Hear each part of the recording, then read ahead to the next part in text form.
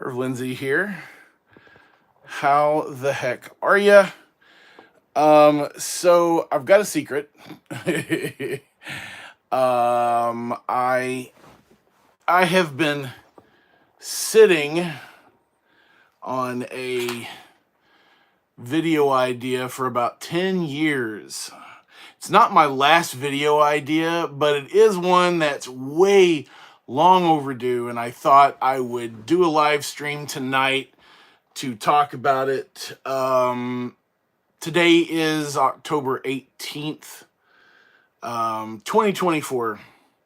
Halloween's in a couple of weeks. It's that time of year when a lot of us think about spooky tales and Halloween and ghosts and witches and goblins. And Cincinnati is a very old city, and it's got its fair share of spooky tales and urban legends and myths. And if you guys have watched much ErvTV at all, you know that I am not really big on urban myths. And the more I research haunted areas of Cincinnati, the more I find the real stories behind those haunted places don't really live up to the legends. And you guys get mad at me when I debunk the legends and the urban myths, and so I don't do that. I did it once, and I regretted it.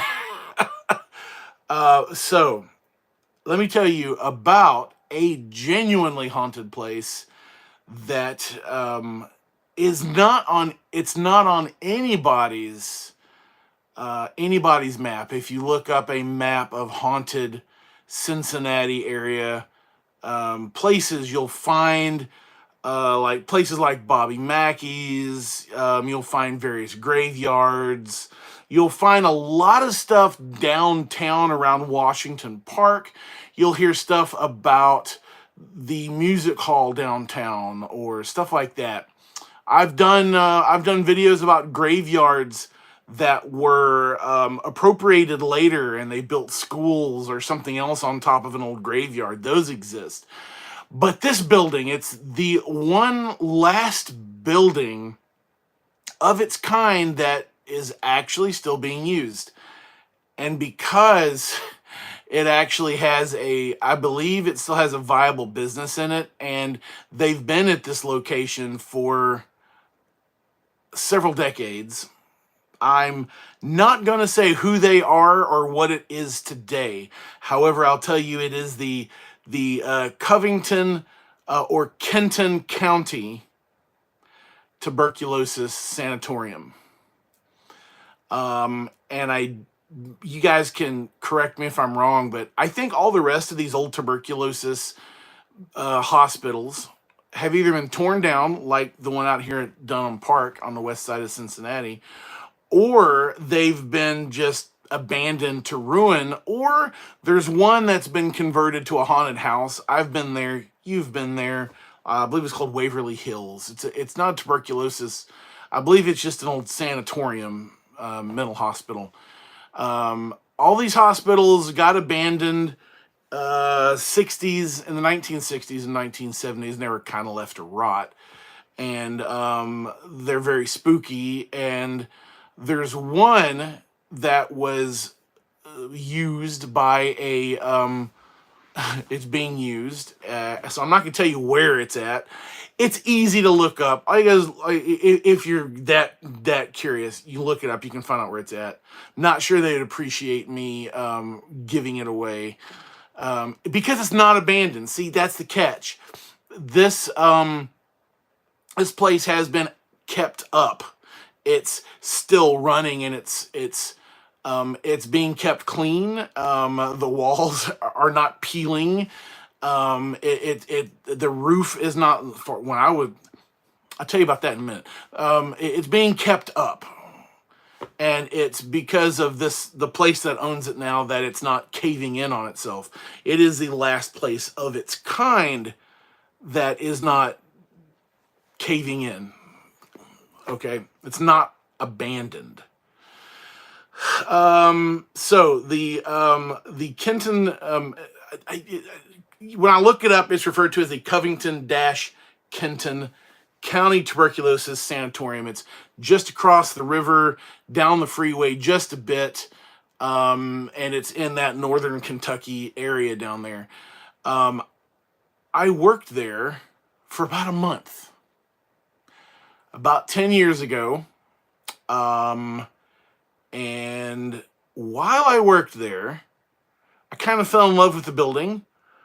And I heard a couple of bona fide spooky ghost stories that I will now tell you. And these aren't urban myth. You won't find these stories anywhere. As a matter of fact, I can't even tell you the names of the people that told me these stories. I only worked there for a month. It was about 10 years ago, something like that. And I would like to give credit, but I can't. So part of the building at one point, and I don't think it is anymore, one part of the building for a very, very long time, many years, was used as a children's psychiatric unit. And of course, the tuberculosis hospital, before, in its history, it was a tuberculosis hospital. So a lot of people died there. I'm told that the area that was used as a morgue is still in the basement. It hasn't been dismantled. The area that brought in and took away dead bodies is still there. The basement is still intact. So one of the people that had worked there for many years, told me a very spooky story. She said that one of the hallways just kind of dead ends into a locked double door, and this is where the boys slept.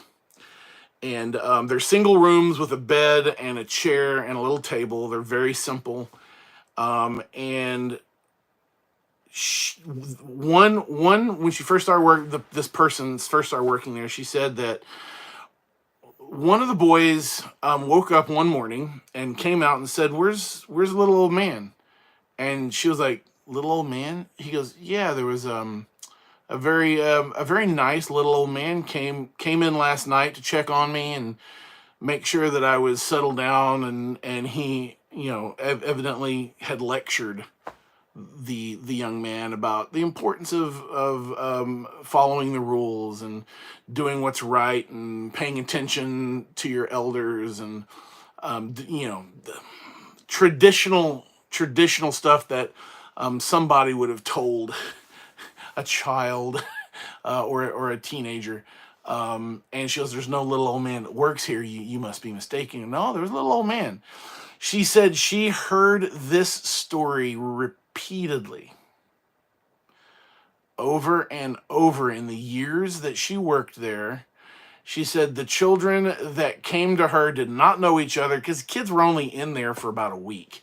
And over the course of several years, she had several children came to her and said that there's a little old man that would come in. He was basically just a nice little old man, and he wanted to lecture them and tell them about being good and following the rules and that type of stuff. It was just this benevolent, I guess it was a ghost of some sort, would come in and sit down, talk to him, and kind of debunks the idea that ghosts are see-through or they float. That's if you actually talk to people that have seen these type of things, and if you look at the history of ghosts, I don't think the idea of ghosts as being see-through really didn't show up until the 1800s. Before then, ghosts were just look like people. So that was when she goes, had heard over and over and over, and she had worked there for a very long time, and she had heard that over and over. I found that incredibly spooky. Another story was from one of the other ladies that worked there. Now, she wasn't a long-time employee, but she'd worked there for at least a few years. And she said, so the floor they were on, there was a floor above them, I believe, at least 2 floors above them. but they were vacant. Like there was not really anybody in this building other than on the first floor and the second floor. Parts of the second floor were unused, and the upper floors were mostly unused at that point.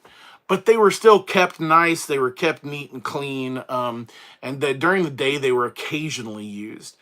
But she said that you could hear if someone was running upstairs, you could hear it, and there were several times that she would hear children running around upstairs, and she would hear this while she was in the nurses station area, which was centrally located. You could see all three branches of hallway from that nurses station. And she said that she would hear children running and giggling. She said at least one time she went upstairs to look. There's nothing up there. There's no way to get up there. You can't get up there. The doors are all locked. The elevators are on lockdown. I remember when I would get there for my shift, I would have to have somebody take me up because I didn't have a key to open the elevator and make it go up because it was all heavily locked down. And she heard this several times. She would hear the ghostly giggles and running around, and she just figured, a lot of people died in this place. So when I was there, it still had the tile walls. The operating rooms still look like operating rooms. They were big, open, rectangular spaces. They still had those creepy tile walls, but they had replaced the floors. They still had those grated iron windows. You could open the windows, but it's just really it did have a very creepy feel to it. And like I said, the basement still had many of the features that the basements of these sanatoriums have in it. There is or was at the time a person that worked there that knew a lot about the sanatorium, the tuberculosis sanatorium's history. I never did encounter this person. I didn't work there long, and I didn't really get a chance to dig too deep into it. But this place is bona fide haunted. There are so many people that died there, guys. In the years that tuberculosis was a problem, these tuberculosis hospitals saw lots and lots of pain, lots of people who were incredibly sick that died there. The morgue in the basement still being there, the place where the ambulance or the people that came to collect the dead, those doors are still there. Access to the same basement with the same area where they kept the bodies. It's all still there, I'm told, or it was when I was working there. It's incredibly haunted. So if you have a chance to look up the over in Covington, it's the Kenton County Tuberculosis Sanatorium. There are a couple of pages about it, along with some old photographs and pictures. There's not. I am surprised. I'm trying to find. There was like a ghost hunter show many moons ago. There was a ghost hunter show that actually stayed the night there and did some paranormal investigations there. That's happened at least once, maybe twice. So for the people that are in the know, they know about it, but it's not something I'm surprised I don't hear about more often. It is, if you look up abandoned tuberculosis hospital, I've done it. Guys, they look just like this place, except those places are abandoned and this place is not. And that's what creeped me out the most, is I would look up abandoned hospitals and stuff in this region of the country, and the halls with that old cinder block brick that was nice and smooth, or the brick that was nice and smooth, and then those ceramic subway tile looking things in the old operating rooms. And it was really creepy. They used those old operating rooms for meeting rooms. They used them for employee break rooms, and it's like, 'cause they were nice big rectangular rooms. Nobody knew what they were. I knew what they were. It's just really creepy, and it does look just like the photos of abandoned hospitals, except it's not abandoned. So there you have it. Um, yeah, so I decided to go ahead and record this video tonight, and that way it'll be here on my channel for the next couple of weeks until Halloween. For anybody that wants their ErvTV video fix, I haven't recorded a new video in ages, and I have been sitting on this particular story for a while. I do have another couple of stories in my head that I want to work on eventually to tell you guys. One of them I am camping out on. Another one is an old lost video in the ErvTV archives that it's of an unused, unreleased video. I'm gonna release it one of these days. It is when I first moved to Cincinnati and I was researching the subway. I went down to Liberty Street where the where the subway was supposed to be, and I just wanted to walk around and see if I could find a sign of the entrance because I couldn't figure out where it was supposed to be. Unfortunately, I started across the street from where the entrance is actually, and I walked all the way down and around. I took video of that whole area, talking about stuff, noting different things. And I was like, well, I guess I won't find it. And I got to the very end of it and I found it right as I was finishing up. So I was like, it's an unusable video. It's only interesting because it's a lost ErvTV video. So I figure one of these days I'll do something with it. I have a couple of those. I've also got a bunch of videos I pulled from my channel 4 years ago. And I may or may not put those back up. I pulled them for a reason, and I'll only put them back up if I can fix them and do them properly. So there's that. And then I do have a special project I'd like to do for next year related to the pandemic. Next year will be the five-year anniversary since the pandemic, and I've got a lot of stuff I recorded during the pandemic that's not on my channel. I thought about putting it all together and doing a little feature about the pandemic and how it affected Cincinnati. So I honestly, I firmly believe that Cincinnati may have been not ground zero for COVID, but I remember there being a COVID-like virus that was already here in December and January and February, and it was so bad they were closing down schools. Y'all remember that? They were closing down schools in early 2020 before we even knew what COVID was. I think we had COVID early. I think we had some version of COVID that was already here. I've talked to a lot of people.